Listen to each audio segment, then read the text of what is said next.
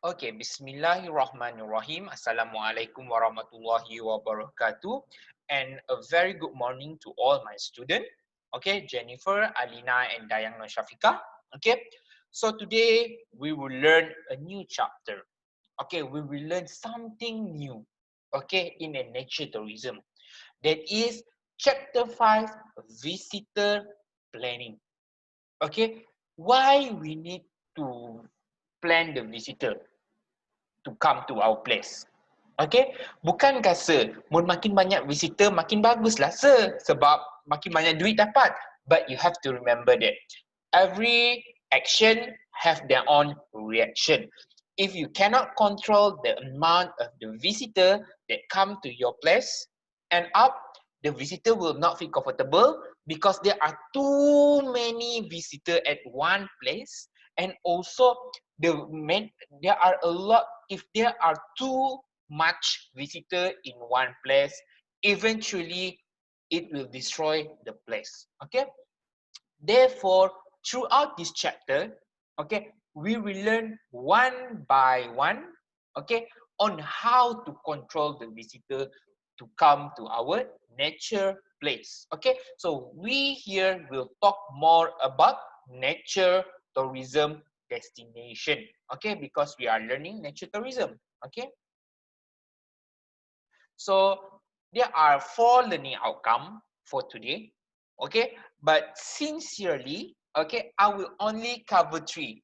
That is introduction. Number 2 is stakeholder involvement in visitor planning. Number 3 is planning concept. And number 4 is recreation and tourism planning framework. Okay, but okay, this is the important thing I want to highlight. Okay, number 4, that is recreation and tourism planning framework. Yes, I will teach you the basic one. Okay, the basic one, but I will not go into a deeper because it's too hard for you. Okay, and also you are ecotourism student. You are not the one who are planning student. So it's not really, yes, it's beneficial for you, but it's not necessary for you to know it in depth. Okay, to know it in a very much information. So I will put emphasis on 1, 2, 3, and also will teach 4 if it is not really problematic for you. Okay, so first and foremost, introduction. Okay, so you see here people in zoo, but this is not actually a nature tourism. Okay, so we will go for a visitor planning that is nature tourism. So why we need planning? Okay, so planning is essential. Okay, planning is important. Planning is very crucial. Why? Okay, we have to plan because we want to manage the natural area. Okay, and its potential in effective and effective way. Okay, we want to manage the natural area because we don't want to destroy it. Okay, we want to preserve it, but in effective way, and also cost efficient mean we don't have to spend a lot of money to the place because the place itself is natural area. Why we have to invest some money to develop a natural area? Therefore, a variety of planning process can be used to manage the natural area tourism. So after this, I will teach you what is the planning process that are include or related to how to plan the nature tourism place. Okay. So what is the definition of planning? Okay, planning is a process of setting goal and develop the action needed to achieve them. For example, Alina want to get A. Okay, so that is the first step of planning. They want to get A for what exam? For nature tourism exam. So what is the action that needed to taken by Alina to achieve A in nature tourism? Therefore, she have to submit the tutorial for every nature tourism class. So that is known as planning. Okay, planning is a process of continuing over time, sometimes resulting in a written plan. Okay, so taking example just like before. Okay, Alina want to get A for nature tourism. Okay, but you have to remember that the planning is process continuing over time. So she have to be committed to submit the tutorial. Do not only submit one tutorial, two tutorial, three tutorial, and then she become lazy. Five tutorial, fifth tutorial, sixth tutorial, do not submit. So it's not really an effective planning. So we want an effective planning. So what is effective planning? Continuing over time. Must be continue over time. Do not stop at the middle. Okay, so this is component of a planning. Just like I said before, need action and also need goal. Okay, so first and foremost, you have to establish goal and objective in order for you to plan. Okay, just like Jennifer want to be beautiful. So the goal is beautiful. Okay, so what is objective? Objective is a small goal. Okay, what is the component of beautiful? Mempunyai kulit yang tiada jerawat, badan yang cantik, baju size S, that is look beautiful. So that is objective. So you have to determine the strategy and action, because if goal without action is a dream, mimpi semata-mata. Oh, saya mau cantik, cantik, cantik. But you're not doing anything. So that is a dream. Okay, so right now we are planning. Okay, so you have to determine the strategy and action. Okay, so what is strategy to be beautiful? Okay, we buy a skincare product. We go for jogging. That is the strategy and action to be beautiful. And last but not least, guiding, implementation, and review. Okay, if nothing happen, nothing result, okay, dah pakai skincare, dah jogging, tapi si jod cantik, you are not really beautiful. Then you have to know, you have to see, you have to review where is the mistake. Ni tempat salah kami. Maybe skincare si bagus untuk muka kami. Maybe kami jogging lepas tu kami makan dengan banyak-banyak. Yes, you have to know and guide the implementation.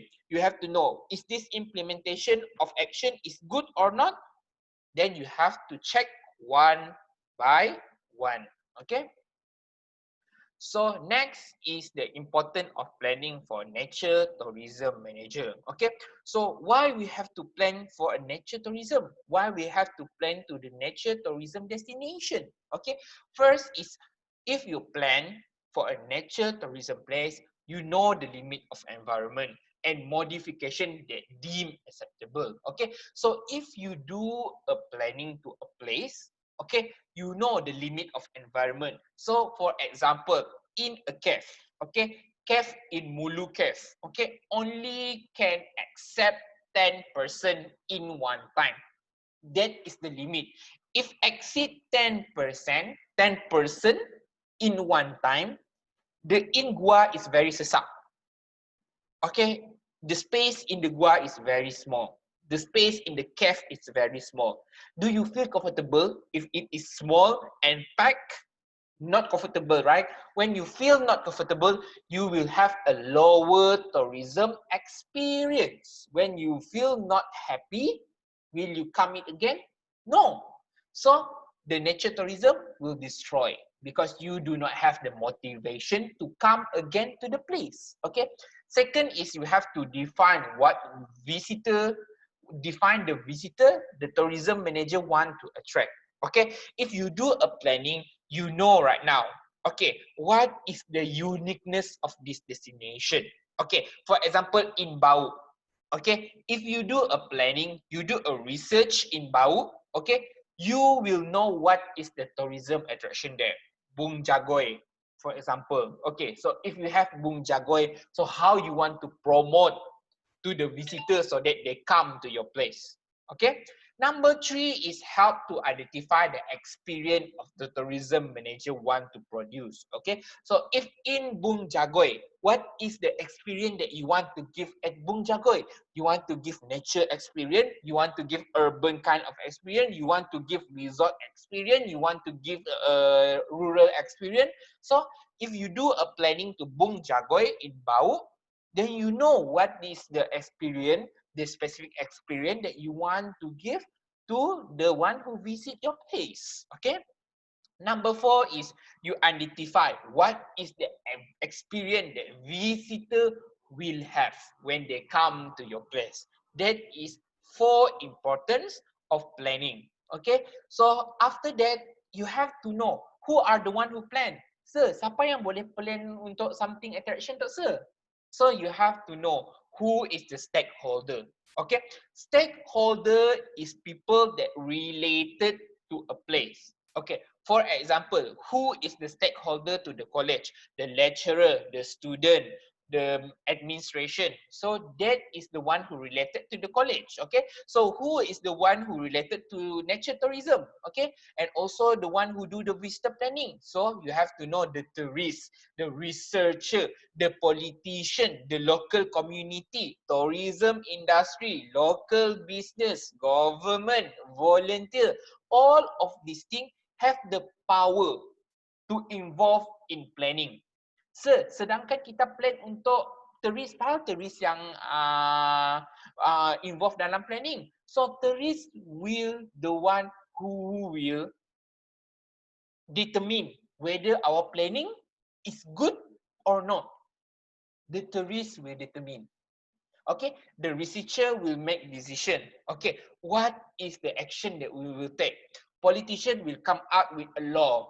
Okay, the law how to protect this place. Okay, for example, jungle law, something like that. Okay, so this is the stakeholder involvement in visitor planning. Okay. So stakeholder nowadays have option whether they want to be involved in the visitor planning of the nature area. You can involve, you cannot involve, but you better be involved. Okay, so planning may be perceived by local residents as the responsibility of government. Okay, because we think that untuk pelihara nature place is bukan kita si perlu jaga hutan. Yes, we don't have to jaga the hutan, but we can become the one who are responsible toward the travel in the jungle. Okay, so that is how we involve in visitor planning. Okay, so next will be we are talking about the benefit of the involvement in the visitor planning. Okay, so what is the benefit when stakeholders are being involved? Okay, so better decision. Okay, because many head, many brain is better than one brain. Okay, so when we come out and we are discussed with all the people, so many people, we include local tourists, we include the researcher, we include the politician, we include all the people that are bijaksana, we will come out with a better decision.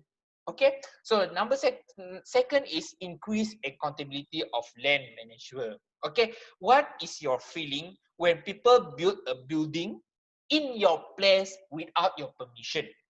You will feel very angry, right? Because that is my place, but you build something in my place.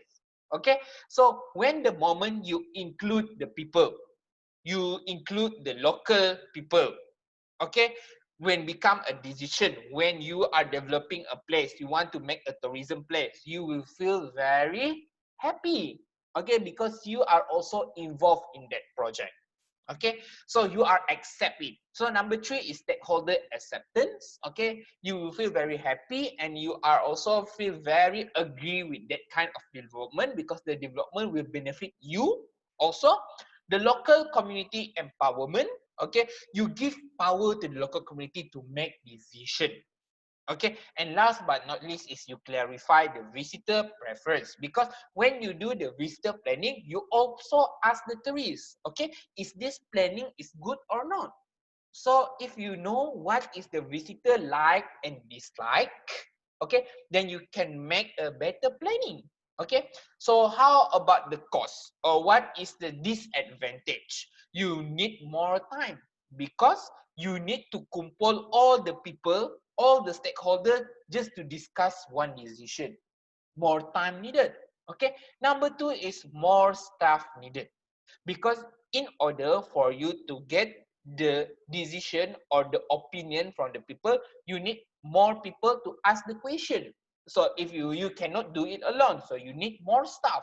That is the disadvantage. Okay, you also need more resource, because some, to invite a researcher, okay, to invite the politician, to invite the stakeholder, it's not free. You have to pay some money. Okay, and last but not least, are you losing control about the planning process, because you are sharing the power with the stakeholder.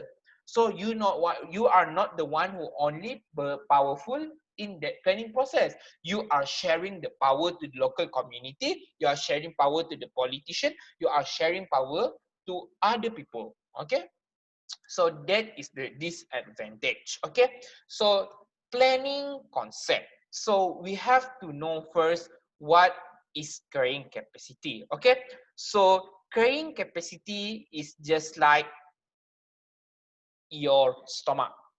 Okay, perut. Okay, all the people have different kind of perut. Some people have a smaller stomach. Some people have a big stomach. Okay, when you eat a lot of things, some people only can eat one plate of rice. Some people can eat two plates of rice. Okay, so when you eat, when you can only eat one plate of rice, and then tiba-tiba you have to eat two plates of rice, can you eat it? No, your stomach cannot support. If your stomach cannot support, end up you muntahkan balik. So that is carrying capacity, the limit number. Okay, so general definition of carrying capacity. So if I ask in the exam, what is the definition of carrying capacity? So these three definition is accepted. Okay, so the one that I like is nature tourism related definition. The largest number of people a destination can efficiently manage within its given environment and management capability. Okay, so just like I say before, in the Gua Mulu can only accept 10 people in one time. 10 people in one time. So if 11 people enter the Gua Mulu, okay, it will exceed the carrying capacity. Okay, when it exceed the carrying capacity, the environment cannot manage the 11 people. Okay, end up the environment will collapse. Maybe lantai cave, the lantai gua is not kukuh for 11 people. End up it will destroy.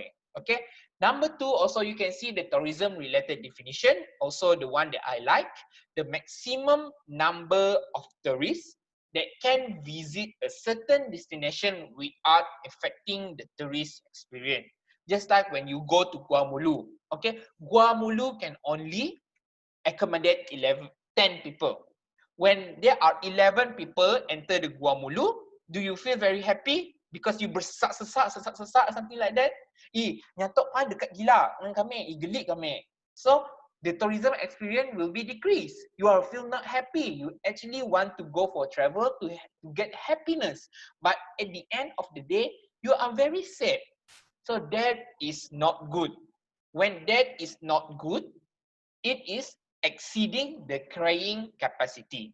Okay, the maximum number of people. Okay, so you have to know what is the factor that affect the carrying capacity of an environment. Okay, so when we talk about environment, it's not only about the gua, it's not only about the mountain, it's not only about the cave, it's not only about the laut, it's not about the beach. We also talk about animal.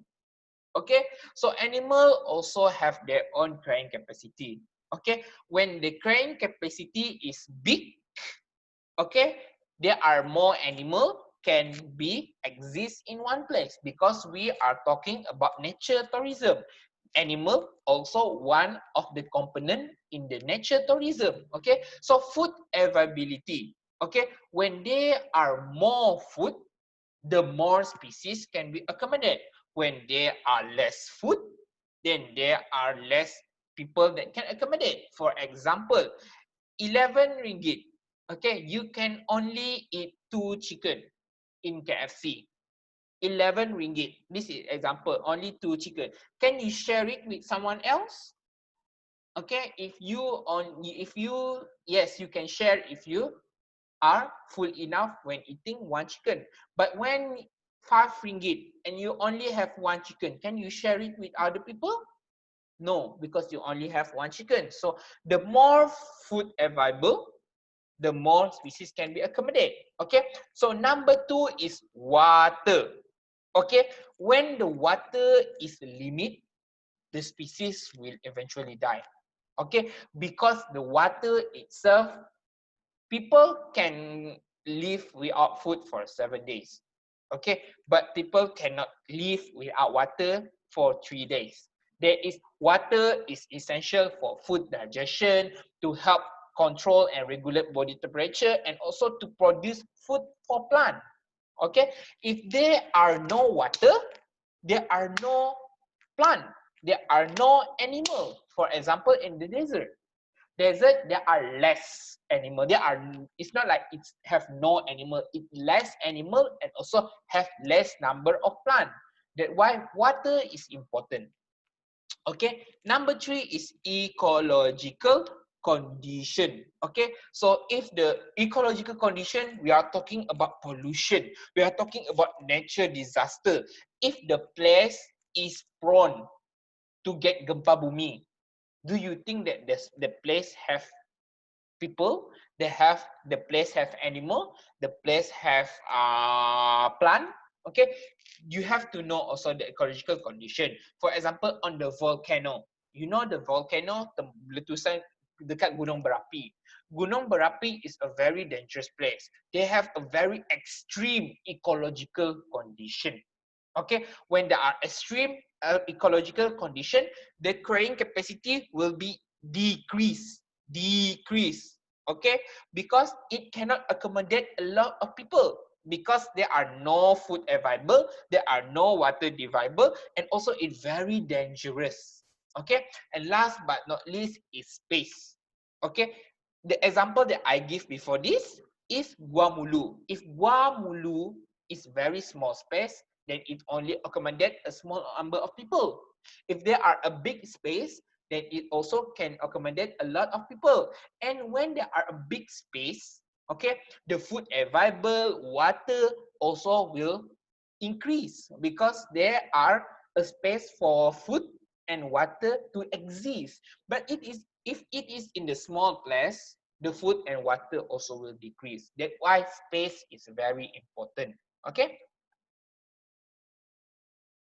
So next, we will learn about limit of acceptable change. Okay, maybe some of the jungle, okay, have their own limit of acceptable change. Okay, for example, for our face, okay, okay, they also have limit to makeup. If you over makeup, do you think that your face look beautiful, Jennifer? Okay, because I know that Elena and Jennifer, you like to make up very much. Okay, some of the makeup is you do not do is over excessively, you know, over makeup. Okay, so you have to know the limit of the makeup. You cannot put gincu, and you put gincu, semua bibir, selepas bibir pun awak gincu. So some of the thing have their own limit. So also in nature, you do have to know what is the thing that you can change in nature, so that it will not destroy the nature, so that the destroy just look like your face, still look beautiful. Okay, so planning concept limit of acceptable change is a process which require manager to define what is desired resource condition that they want to preserve, and also take action to maintain and achieve their condition. Okay, so if you are talking about Mount Santubong, okay, what is the attraction of Mount Santubong? Maybe Mount Santubong, the attraction is the greeneries, the pokok-pokok. Okay, so if you tebang all the pokok to do the resort, do you still that Mount Santubong still attractive? No, right? Because you are the one who destroy the desire resource. People desire to go to place to Gunung Satubong because they want to see the tree. But if there are no tree, are still people want to go? No.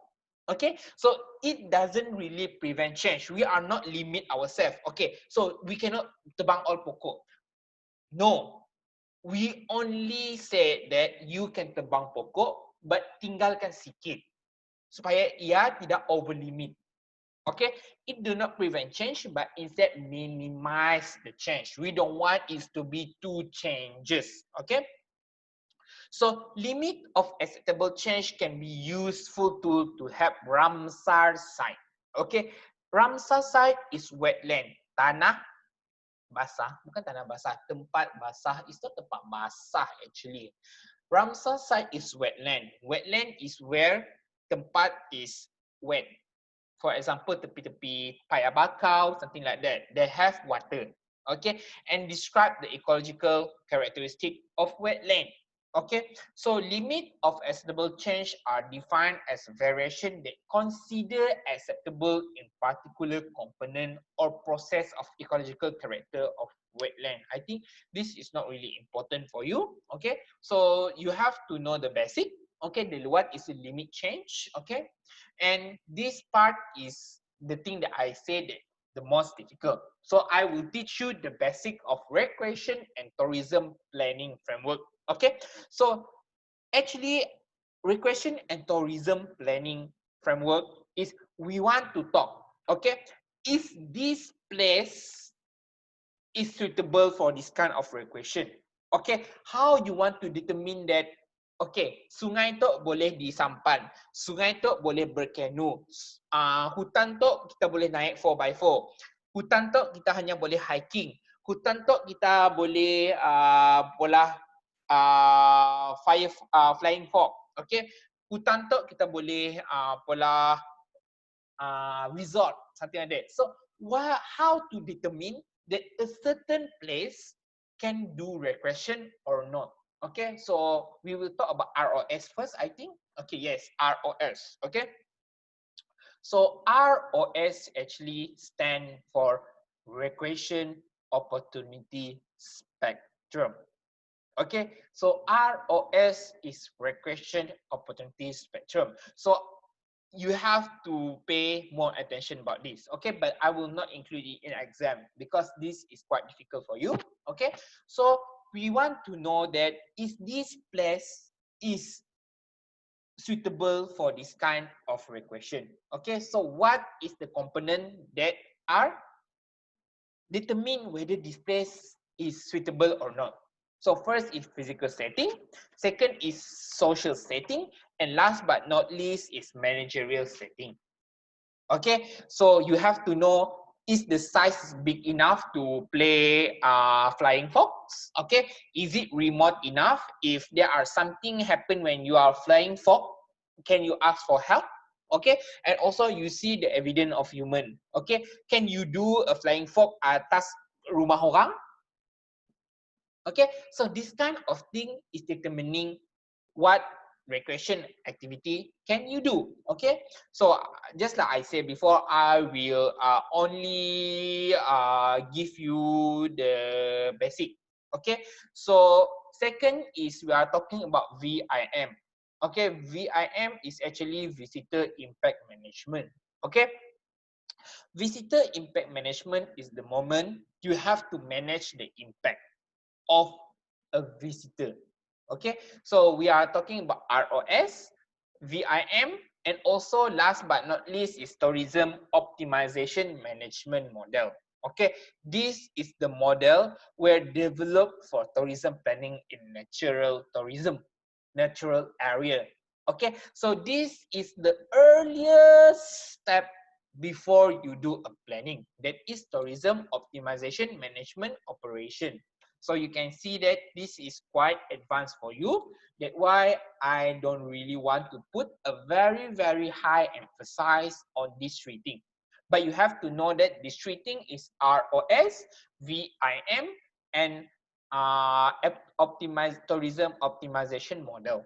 Okay, so if people say you know what is ROS, okay, you actually can answer that is Recreation Opportunity Spectrum. So if you go for degree after this and you're taking the tourism planning, okay, yes, you will learn what is the social setting if you can do kayaking. So what is social setting if you want to do 4x4? Okay, so what is the social setting if you want to do paragliding? Okay, what is the social setting if you want to go for bungee jumping, for example? Therefore, so thank you so much. Okay, so I think that's all from me. So we will continue with resort management after this.